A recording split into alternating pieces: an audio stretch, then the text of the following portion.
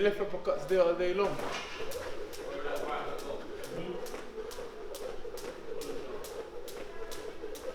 Flip the jab, yes?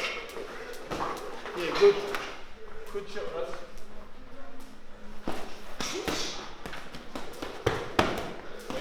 Yeah. Side, yeah? Shoulder, shoulder. 2 or 3. Shoulder, shoulder. Take your head up line. Take your head up line. Good. Lovely. Too good. Step in.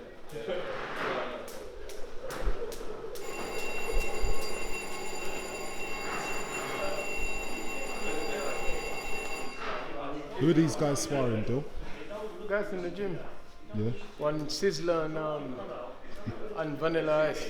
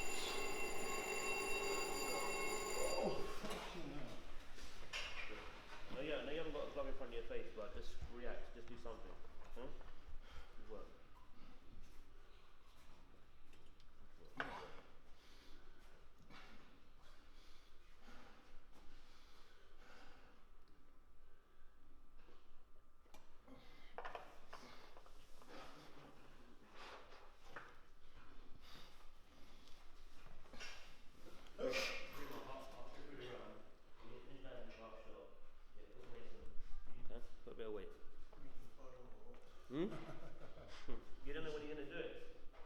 Don't worry.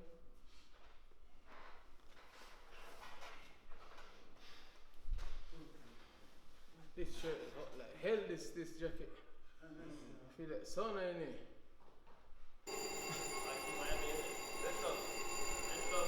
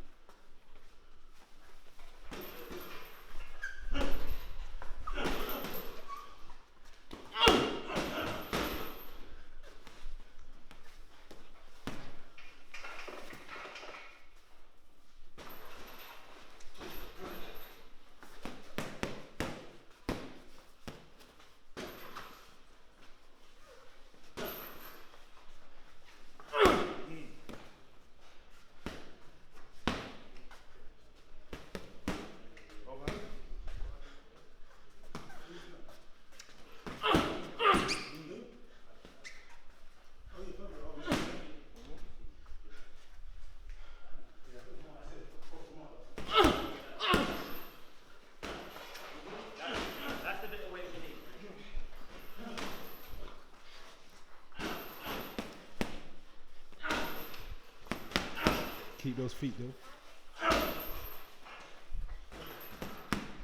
Sometimes you push him up there as well.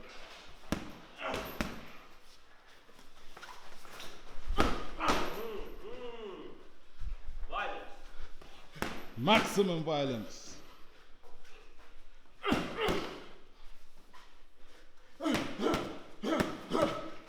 Few months out, I think he might even need surgery as well. Yeah. Do you think that he would want the third fight with Tyson Fury? Of course he does. He ain't got no choice. If he's got anything manly about him, and he's not just a pure coward, then of course he does. You know, he's been a coward for a long time. He's been running and ducking and diving, dodging me because he knows I'll give him that work. He knows when the can man come, I come to open shit up. Mm-hmm. Is this a fight you would still potentially want? You would still Listen, take? I'll fight Deontay Wilder tomorrow, whether he's got a belt or not. I just want to fight him to beat him up. You know, I just want to fight him and give him maximum violence. You know, and that's Tyson Fury's show. Tyson Fury proved what I've been saying all this time. If you back him up and give him maximum violence and rough him up, you do that to him. You know, he's a bully, typical bully fighters. I love fighting bully fighters because once you start pushing him back and you start hurting him, listen, Tyson Fury give him some pathetic body shots that put him down. If I start licking him to the body where he might shit up himself in the ring. I saw that happen to a guy once in the Battersea ABC show, and a guy got a left foot to the body and he shot himself in the ring. Man just shot himself in, I couldn't believe it. He might have been taking laxative to make the weight. Man give him a body shot. And just doodle up the He whole didn't place. shit up himself. So if Deontay Wilder, I know the answer to this, but I want to hear it from you. If Deontay Wilder is not available to fight Tyson Fury, is that a fight that you would happily take? Yeah, well, I've been mandated to fight Tyson Fury before on 2 occasions. Offered him the fight. He turned it down. The second time he asked for the WBC diamond belt. So if you get the diamond belt, I'll fight, because he knew the WBC would never put the diamond belt up unless it's a super fight or it's a fight with the champion. Or they give the diamond belt to the champion when he's injured. So when he come back, he get an automatic shot directly at the title. You know, it's the Emirates or whatever belt it's called. And he thought, no, there's no way the WBC is going to do it. And they go, yeah, here you go, here's the belt. And I said, yeah, cool, let's fight. Then he said, no. Manny was meant to fight for the number 1 mandatory. He said no. Then they pulled him out of the fight and give him to Deontay Wilder. So I'm ready. I'm ready. Listen, I just want to fight the best. I see today they rank me number 3 in the Ring magazine, which is the best and most reliable boxing magazine in the world. They rank me above Deontay Wilder. So that says it all. Yeah. And he's had 10 title defense. But they just know that, you know, I fought better guys. I fought more top 10 fighters than him. WBC top 10. So, if they was to fight again, do you think it's the same outcome? You never know, man. This is boxing, man. You never know. But one of them inclined to think Tyson Fury's got his number. Yeah. And they will keep bringing it until the cows come home. Mm-hmm. How does the fight go with you and Tyson Fury? Just pure rage and aggression and some angry, violent body punches and just stalking him. You know, I'm not going to try and box with him because he's going to try and box and do his thing. You know, and Tyson knows he can't walk me down. I'm not Deontay Wilder. I'll come in 17 stone 10, 17 stone 8, and it's maximum violence from round 1 to however long it lasts. And when I hit him to the body, I'm going to hit him. I'm going to try and dislodge something inside of his body. Mm-hmm. I want to burst his gallbladder and displace his kidneys. You know, but that's what you got to do. Those kind of big guys, you got to hit them real hard and let them think to themselves, wow, something is bleeding inside. Mm-hmm. You know. So I don't see that fight going 12 rounds. Would you agree with that? You never know. He might go 12 rounds. You know, he's tricky and he's awkward. You know, he might go 12 rounds, but it's going to be a violent 12 rounds, though. Mm-hmm. You know. How do you prepare for somebody of that sort of size and stature? I'll get some tall amateurs, probably some Cuban amateurs. If I can get some tall American amateurs as well, people who's fast, probably some switch hitters, you know. And I'll get someone like a Joe Joyce who is tough and will come forward and won't stop throwing his hand and will try and smother you. And I just get probably a couple Cuban amateurs because he's got good hand speed, Fury, and good foot speed. I think it's probably best sparring some tall amateurs as well. You know what I mean? You know, but there's a lot of tall guys out there as well, tall, good guys out there. You got Eric Vidges, you got these kind of guy. Yeah, Fabio will be a good one as well. You know, maybe even get Deontay Wilder. Bomb squad. You know, can you see his pathetic excuse where he lost the fight? Yeah, let's dig a bit into that. He said that it's to do with the outfit. Listen, Susie Wong has gone on internet and said, and BBC Radio today and said, listen, I've made outfit for Dillian Whyte. I put 10,000 Swarovski crystals on it, and it weighed more than 40 pounds, and it didn't weigh him down. So, you know, my outfit when I fought Rivas, there was 40,000 Swarovski crystals on it, and it weighed more than 40 pounds.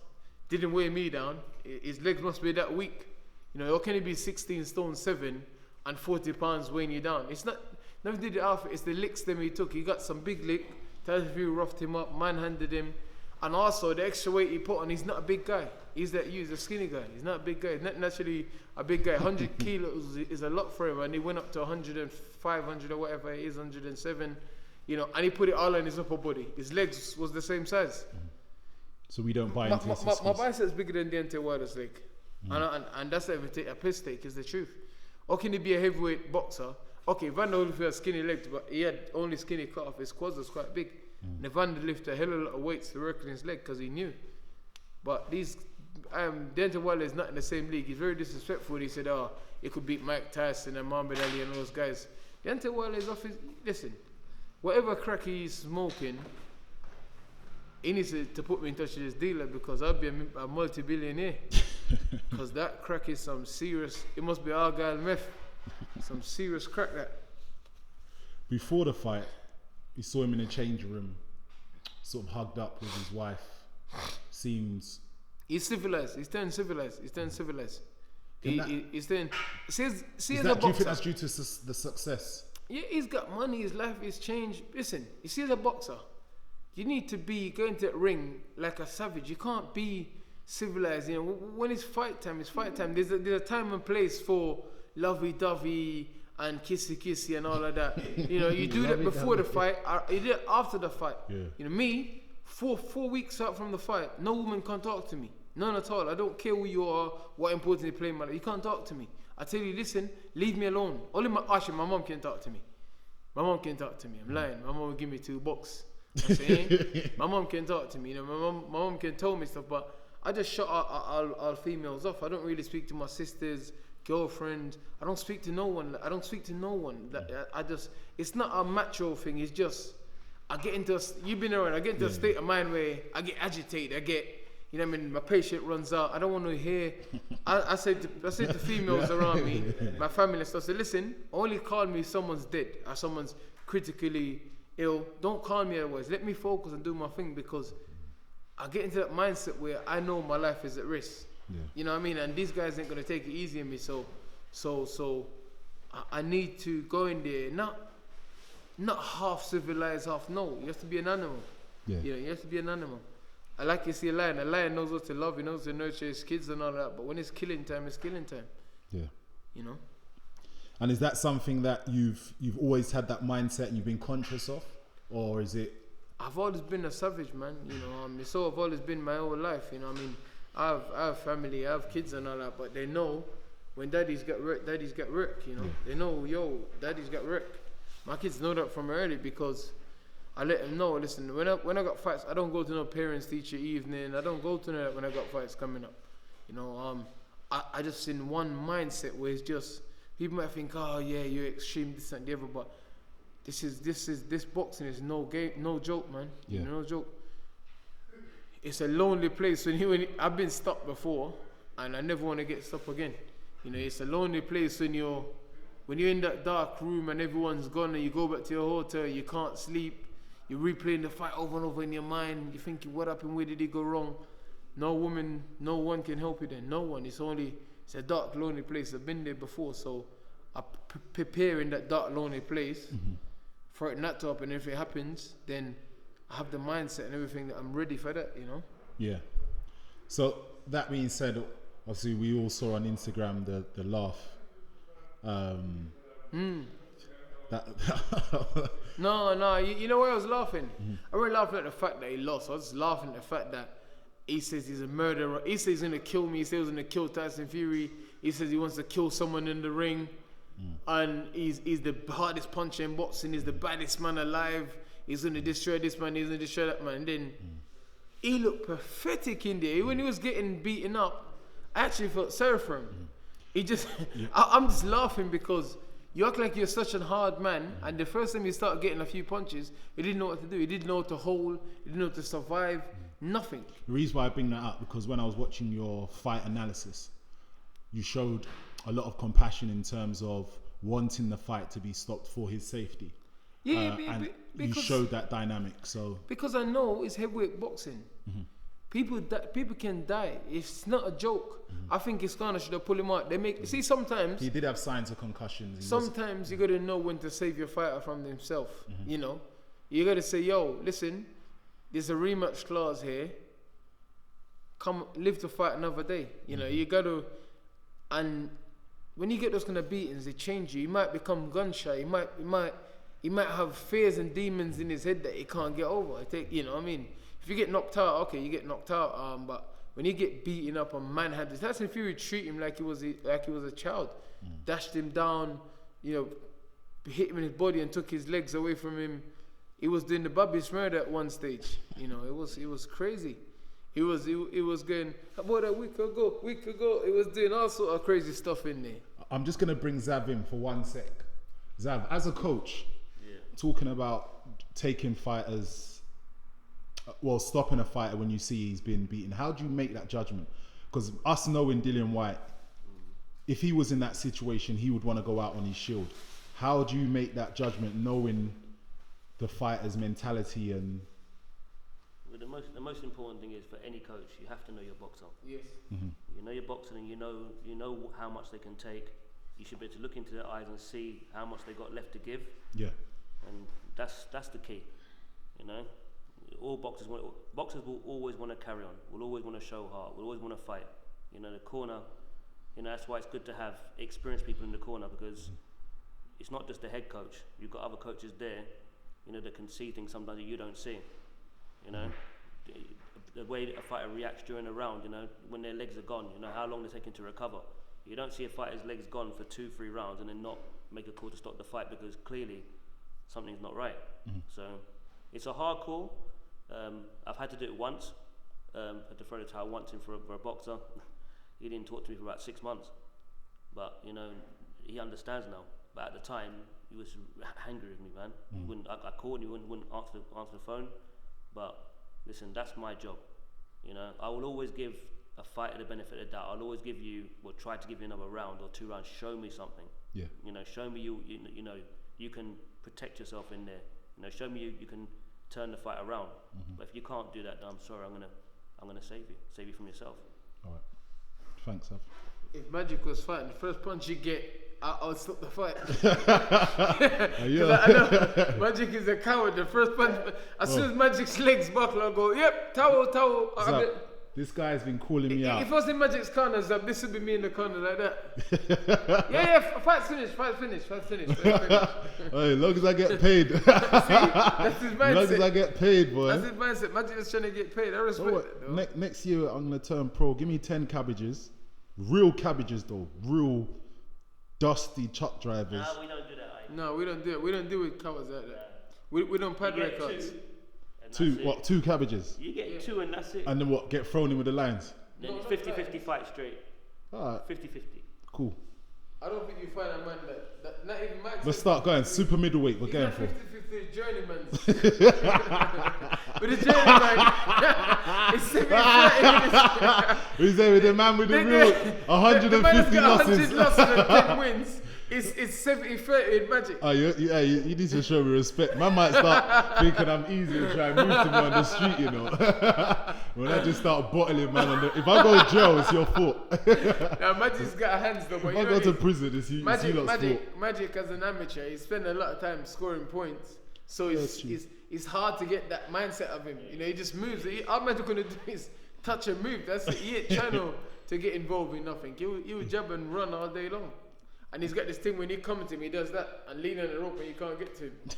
And you know Magic's a coward. So Magic is 6'7" and he wants to be a welterweight. Oh, didn't you He's see a that? coward, Zab. Okay, Zab, didn't you see that welterweight on the? Okay. He's 6'7", Zab, and 100 kilos, and he wants to get down to welterweight. He said, if I can get to welterweight, I'll turn pro. Zab, didn't you see that welterweight fighting that was He's a 6'7"? coward, Who was that welterweight fighting that was 6'7"? You're a coward, though. I don't even know, you know. But he's a naturally skinny guy. You're 100 kilos. When you get down, you're a coward, bro. Don't worry, man. You're a coward. Man, want to get down to welterweight, weigh in, and then come in 100 kilos the next day. He's a coward. It will come. It will come. And can you imagine? That's the only way he says he's going to turn pro. Not even light heavy or cruiser, super mid man say. Nope, welterweight. All right. I'm just going to go into one other thing. We'll let you go. Cool. We saw a tweet from Eddie Hearn. Essentially talking about AJ versus Fury next. Saw your response to that. You know what it is? I know what it is. It is business. Eddie Hearn's a promoter. Promoter's job is to make money. The more money he makes for a boxer, the more money he makes for himself. He's thinking Joshua Fury is bigger than Dillian Whyte Fury. So he's thinking about his pockets, thinking about his money. I'm not mad, but I just want him to realize and do the right thing for once and realize that Dillian's done a lot, giving me shot, you know what I mean? I've done a lot. I should be easy work for Tyson Fury, so they shouldn't worry about Tyson Fury fighting me. They should worry about him fighting me and beating me, and they should make the Joshua fight before he even fight me. I'm just a keep busy fight because I'm easy work. I'm not a linear heavyweight champion. I'm easy work. I'm salad. I'm easy work. I'm salad. I'm easy work. I'm easy work. Lettuce. Yeah, that's it. I'm iceberg lettuce. I'm easy work. You know, like Flat said, painted easy work. I'm easy work. So I don't know what's their problem. Make some easy money. Have a keep busy fight. You know, and fight me. I think that's fair enough. Yeah. Deontay Wilder, he said it was easy work. He said he's gonna kill me. He said he can beat me with one hand tied behind his back, and I've been chasing him for 3 years. He said I'm scared to fight him. I've been actively chasing him, and I've turned down world title opportunities to fight him, and he's lost, and I still want to fight him. So how can I be a coward? How can I not want to fight him? Even if he's lost, I don't need to fight him for anything more. Because Tyson Fury's got the marbles, but I still want to fight him. But there's one thing. I respect the Ring Magazine. Big up to the Ring Magazine. They put me above that coward because they know he's a coward and they know I'm no coward. That's why they put me above him, because he's a coward. As simple as that. He's a coward. You know, he's a coward. How can you keep your mandatory number one waiting for 3 years, and then he got bashed in? It was. You know, I just felt sorry for him. I couldn't believe I actually felt sorry for Deontay Wilder. I couldn't believe deep down in my heart I felt sorry for him. Because he's got kids and family, you know what I mean? And it's not nice when your mum and your kids and stuff see you getting beat up like that, you know? Yeah. And I think that's why Tyson Fury's dad told him to retire, because he didn't want to see his son in that position. You know? And it's a reality for any heavyweight. It is listen, Deontay Wilder, everyone thought Deontay was invincible. He said he would never lose. He's a killer, and that look, he's lost. Joshua's the same thing. When I lost, everyone was laughing, oh yeah, you're rubbish, blah, blah, blah.